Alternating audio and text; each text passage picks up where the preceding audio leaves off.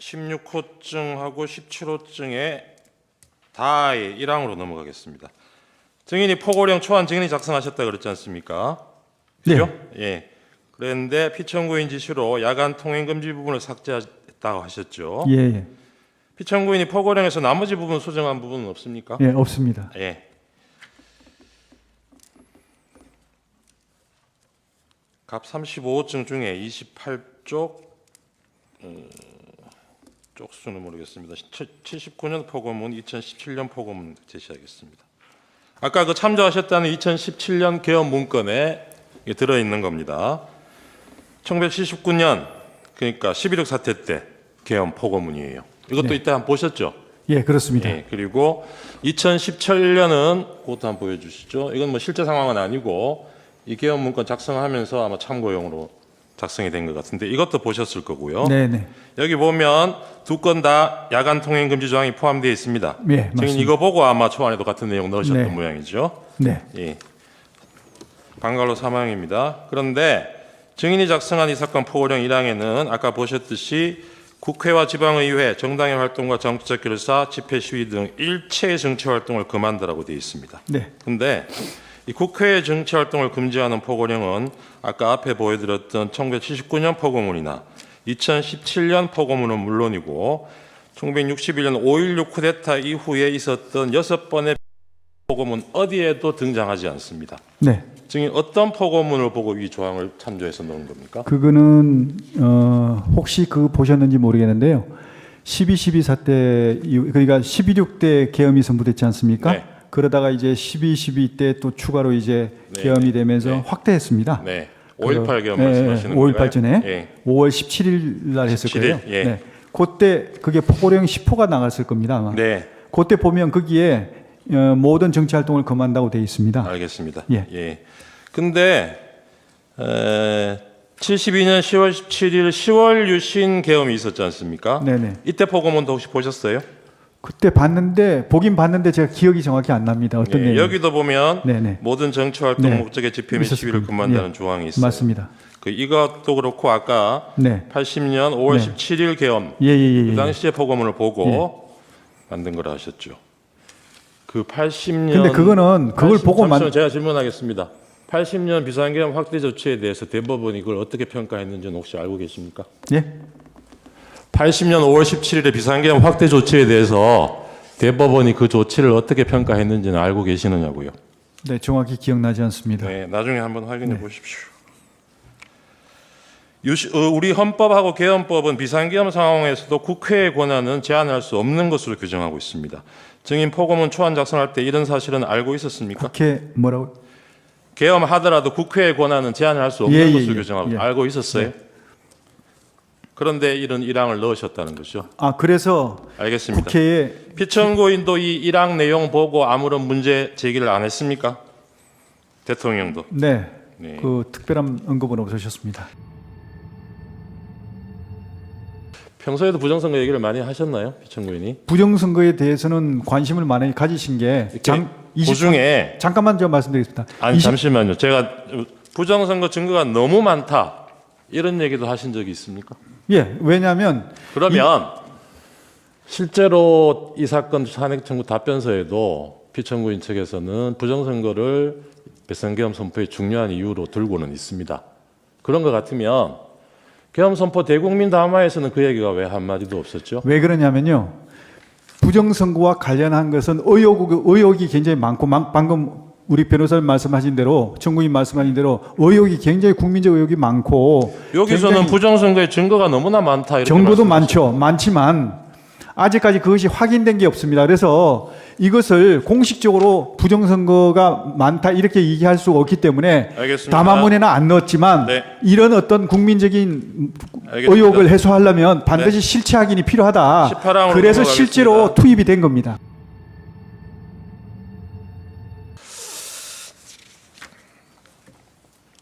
증인 아까 국회의원 국회에 들어가는 걸 통제하라고 못 들어가게 하라고 지시하신 적이 증인도 없고 피청구인도 없고 이렇게 말씀하셨어요. 네.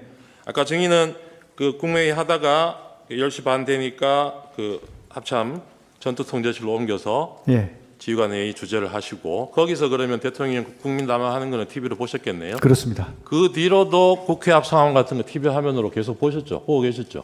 그때는 초기 상황에서 네. 제가 조치할 게 좀 많아가지고 네. 화상회의도 해야 되고 네, 네, 네. 또 화상회의는 언제 끝났습니까? 화상회의는 글쎄 시작하고 그 길게 하진 않았습니다. 한 10분 내외로 아, 한 것 그렇습니까? 같습니다. 그러면 그 뒤에 국회 상황이 어떻게 되는지 뭐 그러고 계속 나서 또 지켜보고 뭐 계셨을 것 같은데. 그러고 나서 또 저기 계엄사령관한테 뭐 시행 저 뭐야 알겠습니다. 보고문 하고 뭐 이렇게 예. 하다 보니까 또 그때 방송에 국회 그냥 생중계로 계속 비춰주면서 못 들어가는 국회의원이 있고 담을 넘어가는 국회의원도 있고 그 장면이 계속 나왔어요. 아, 네. 그거 보셨으면은 네. 이거 나나 피천구인이 지시한 내용하고 다르다. 다시 지시를 하셨어야죠. 그러니까 제가 초기에는 업무 이렇게 지시하고 뭐 정리하느라고 그걸 못 TV를 보셨다는 예, 말씀입니까? 그렇습니다. 알겠습니다. 지금 수방사령관 이진우도 피천구인 대통령이 직접 그날 자정경에 전화를 해서 국회 상황 어떤지 물어보고 빨리 본회의장으로 가서 4명이 한 명씩 들쳐입고 나오라고 해라. 국회의원이 190명 들어왔다는데 실제로 들어왔다는지 확인이 안 되는 거고 뭐 해제됐다 하더라도 2번, 3번 계엄령 선포하면 되니까 계속 진행해라. 이렇게 진술을 했어요. 이진우가. 증인은 이 진술이 사실이 아닐 거라고 생각하시는 거죠? 예, 저는 이해할 수 없습니다. 그런데 왜냐하면 피천구인이 이런 지시를 안 했는데 증인의 부하들이 군통수권자인 대통령의 지시를 두고 거짓말을 할 이유가 뭘까요? 글쎄 그거는 저도 이해가지 않습니다. 알겠습니다.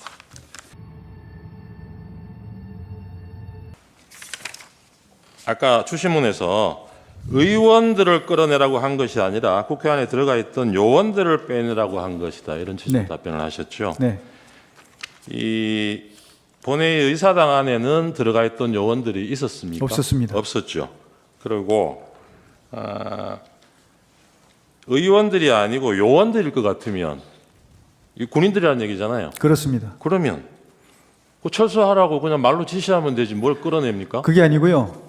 지금 이제 우리 군병력들 요원들하고 국회 그 있는 직원들하고 이렇게 지금 밀고 당기고 하면서 굉장히 혼잡한 상황이 있어가지고 제가 그 상황을 보고 받는 순간 야 이거 잘못하다가 알겠습니다. 압사 사고가 나겠다. 네네. 그래서 이렇게 되면 국민의 피해도 생기지만 우리 장병들도 피해 생기니까 네. 일단 빼라. 예, 그래야만 알겠습니다. 이게 이 저 충격이 완화될 수 있지 않냐. 알겠습니다. 그 얘기입니다. 증인 비상계엄 해제 요구안 가결이 그날 1시 뭐 조금 넘어서 됐잖아요. 그 전에 한 30분 전에 여인영에게 다른 사람 제쳐두고 앞에 알려줬던 그 명단 중에 다른 사람 제쳐두고 이재명, 의원식, 한동훈 3명을 우선 체포해라. 이렇게 지시하신 게 있습니까? 없습니다. 그러면 여인영도 그렇죠. 이런 지시를 안 받았는데 여인영이 그 앞에 받았던 14명 중에 이 3명을 특정해서 우선 체포하라고 지시할 이유가 뭘까요? 그 상황 자체가 그때 아까도 말씀드렸지만 혐의도 없고 체포할 수 있는 기구도 구성이 안 됐습니다. 알겠습니다. 구성이 안 돼 있는데 무슨 놈을 체포를 합니까? 네, 네. 이 명단은 누가 정해준 겁니까? 14명. 14명 제가 아까 말씀드린 대로 14명을 특정한 게 아니고 제가 이렇게 쭉 그 이 주요 포고령 위반 우리가 있는 그런 어떤 정치인들 주요 인물들을 이렇게 쭉 얘기해주고 그리고 이제 네 그리고 또 그 관심 있는 인원들 알겠습니다. 이런 어떤 몇 명이 예. 얘기해주고 이렇게 했지 몇 명을 딱 특정해서 얘기한 게 아닙니다.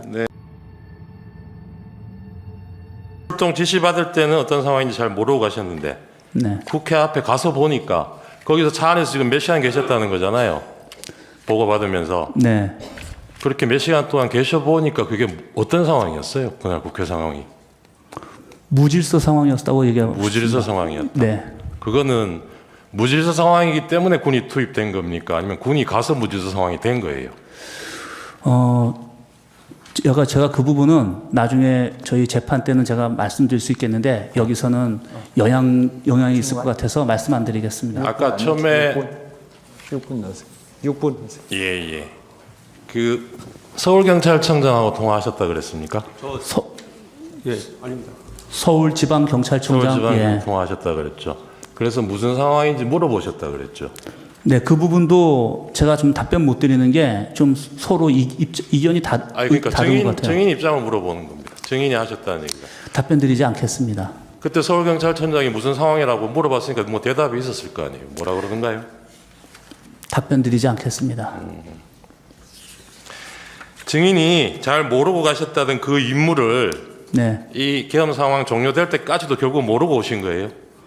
소방사가 여기 왜 왔는지. 저는 어떻게 보면은 결론적으로 부하들한테 제가 나중에 모아놓고 제 입장에 소감을 얘기해줬는데 네. 거기에다 담겨 있다고 생각합니다. 근데 그 부분이 제가 제 부하들한테 고맙고 왜냐면은 제가 명확하게 임무를 부여해주지 못하고 가시화시켜주지 못한 상태에서 그 증인도 무슨 임무인지 모르셨다니까. 구체적으로 직무를 내려줄 수가 없었겠네요. 현장 가서 판단하려고 했는데 네. 현장에 진입을 못했기 때문에 또 보고를 못 받았기 때문에 상황을 모르고 끝났다는 입장입니다. 이 김용현 장관은 지난번에 이 심판정의 증인으로 나와서 자신이 끌어내라고 한 대상이 국회의원이 아니라 요원, 그러니까 의사당 안에 들어와 있던 공수부대원들이라고 진술을 했어요. 이거 뉴스로 보셨죠? 네, 봤습니다. 예. 이거 증인이 듣기에는 어떻습니까? 이해가 됩니까? 개인 생각은 말하지 않는 게 좋을 것 같습니다. 근데 이 당시에 객관적인 상황은 아까 30분 전에 증인이 이 당시에는 몰랐다고 그러지만 707 부대 추가 투입이 됐지 않습니까? 네, 나중에 확인해 보시니까 나중에 그렇잖아요. 보니까 네, 그런 상황이었는데 그 병력이 모자라다고 판단해서 추가 투입 명령을 내렸을 텐데 30분 뒤 불과 30분 뒤에 의사당 안에 들어가 있던 병력을 빼라. 이거는 좀 상식적으로 앞뒤가 안 맞지 않나요? 그분은 뭐 제가 답변 드리기 좀 제가 될 것 같고 예, 오해 사령관께서 답변하시지 않을까 생각합니다.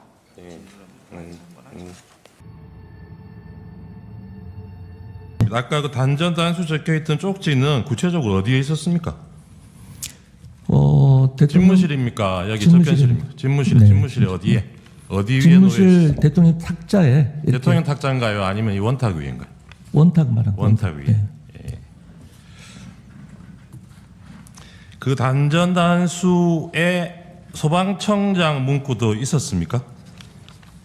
제일 머릿말이 그랬던 것 같습니다. 그래요? 네, 머릿말이라는 게 그럼 제목같이 예, 그렇습니다. 소방청장 이렇게 돼 있었습니까?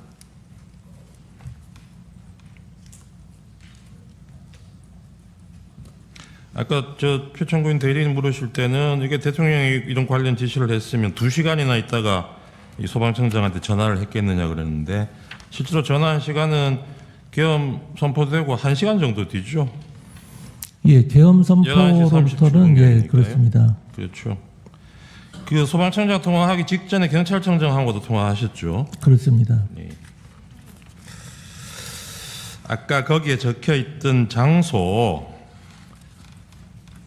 MBC 여론조사 꽃 기억나십니까? 네, 또 뭐 있었습니까? 한겨레, 한겨레도 경향신문, 있었던 것 JTBC 같고요. 맞습니까? 뭐 대충 그 정도였을 겁니다. 예, 이런 장소에 아까 출동 안 한 걸로 알고 있다 그러셨는데요. 네, 다른 데는 몰라도 MBC하고 여론조사 꽃에는 계엄군이 출동을 했죠. 그건 확인 못 하셨어요? 그건 제가 몰랐던 사실입니다. 예. 여론조사 꽃에는 거기 계엄군 출동해서 한동안 머물렀고 MBC 쪽으로도 출동을 가다가 계엄 해제되는 바람에 돌아왔다고 그럽니다. 그런 내용은 확인 안 해보셨나요? 네, 그런 거 잘 모릅니다. 그리고 증인 그 다음 날 대통령하고 통화하면서 즉석 해제 해제건이 즉석에서 받아들인 거 정말 잘하셨다 이렇게 얘기하셨다 그랬잖아요. 네. 즉석에서 받아들였는지 안 했는지 어떻게 아세요? 계엄 해제가 국회에서 요청이 해제된 게 이루어진 1시 이후에 3분입니다. 예, 바로 그리고 한 것으로 알고 있습니다. 계엄 전날 국방위원장 성일종 의원하고 전화 통화하신 거는 내용이 뭐였습니까? 그럼 12월 2일인가요? 2일이죠. 2일 저녁에. 성일정 의원은 친분이 제가 있으니까 전화를 가끔은 합니다. 네. 글쎄 당장은 기억이 나지 않습니다. 그러니까요. 이게 국정원의 정무직 고위공무원이 국방위원회하고 정부위원회 위원장이나 간사위원들하고 통화하는 게 아주 이상한 일은 아닌 것 같은데. 아주 이상한 일은 아니지만 그때 누구 한 사람을 찍어서 네. 박선원 간사가 물어본다면 기조실장이 더 자연스럽습니다.